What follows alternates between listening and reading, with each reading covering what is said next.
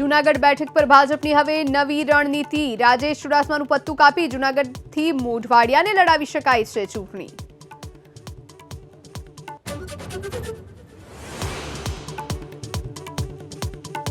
નવસારી જિલ્લા કોંગ્રેસમાં મોટો ભૂકંપ। કોળી સમાજના આગેવાન ધર્મેશ પટેલે છોડ્યો કોંગ્રેસનો હાથ। પાટીલ સામે 2019માં લડ્યા હતા લોકસભા ચૂંટણી।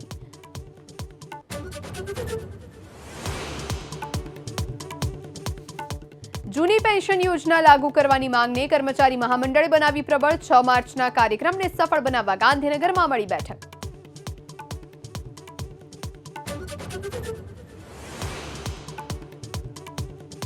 સુરતના છાપરાભાટામાં મહિલાનું શંકાસ્પદ મોત। બાથરૂમમાં પડી જતા મોત થયાનો સાસરિયાનો દાવો તો હત્યા થયાનો પિયર પક્ષનો આરોપ।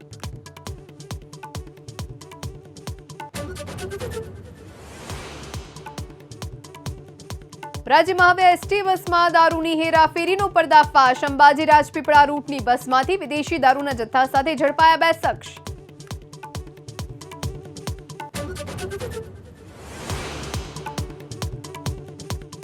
સુરતમાં ફરી ઝડપાયા નશાના સોદાગર। સચિન ભાટિયા ચેકપોસ્ટ પાસેથી 40 લાખની ડ્રગ્સની કિંમત સાથે 3ની ધરપકડ।